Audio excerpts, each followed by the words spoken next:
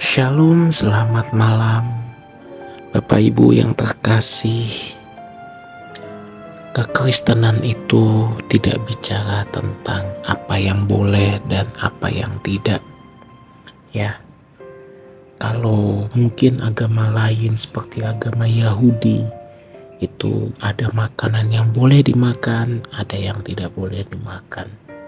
Ya, tetapi dalam kekristenan, segala sesuatu itu tidak dilarang.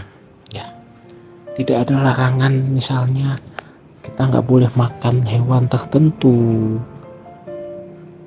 atau kita harus puasa beberapa kali dalam seminggu, atau pada hari-hari tertentu. Itu nggak ada. Segala sesuatu diperbolehkan, tetapi tidak segala sesuatu, tidak semua itu berguna bagi hidup kita. Makanya kekristenan itu sebetulnya tidak lagi bicara tentang hukum, karena hukum adalah berbicara tentang apa yang boleh dan apa yang tidak boleh. Jangan mencuri, jangan berzina. Ya tentu kita juga tidak boleh mencuri karena itu melanggar hukum umum, moral umum.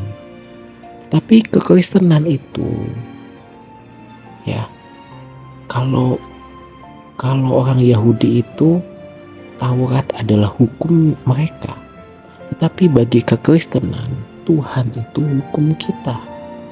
Artinya pikiran dan perasaan Tuhan itu yang harus kita pertimbangkan dalam setiap keputusan yang kita ambil.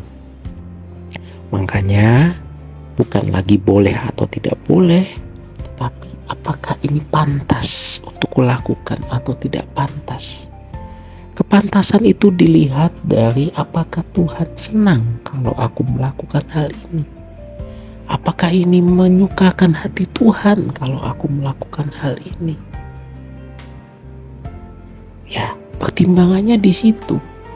Jadi bukan lagi pada hukum yang tertulis, tetapi pada perasaan Tuhan. Kira-kira Tuhan senang gak sih kalau aku melakukan tindakan ini?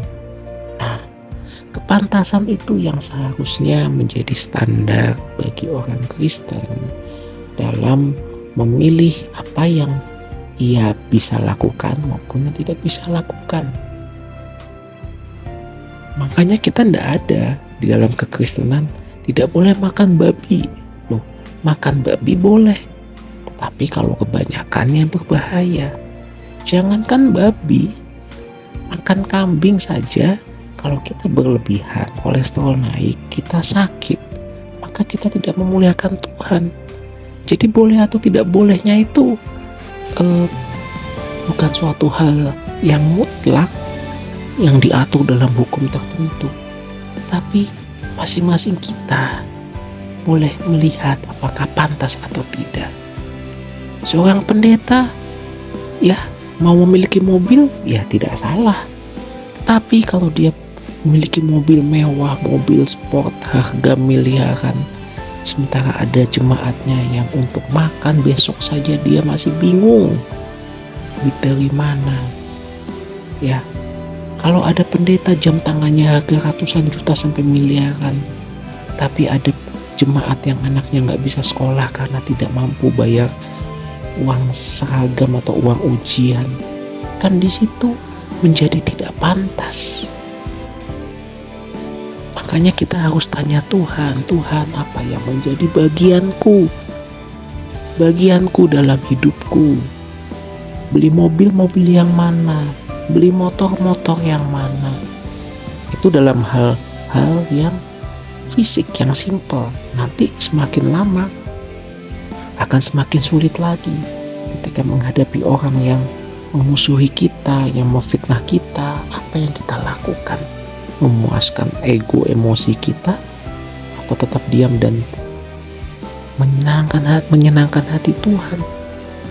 Ya, biarlah malam hari ini, renungan malam ini boleh menjadi introspeksi bagi diri kita.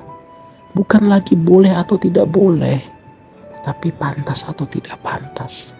Dan apakah yang kita lakukan itu menyenangkan hati Tuhan, membuatnya tersenyum, atau justru melukai hatinya? Selamat malam, selamat merenungkan kebenaran ini, selamat beristirahat. Tuhan Yesus memberkati.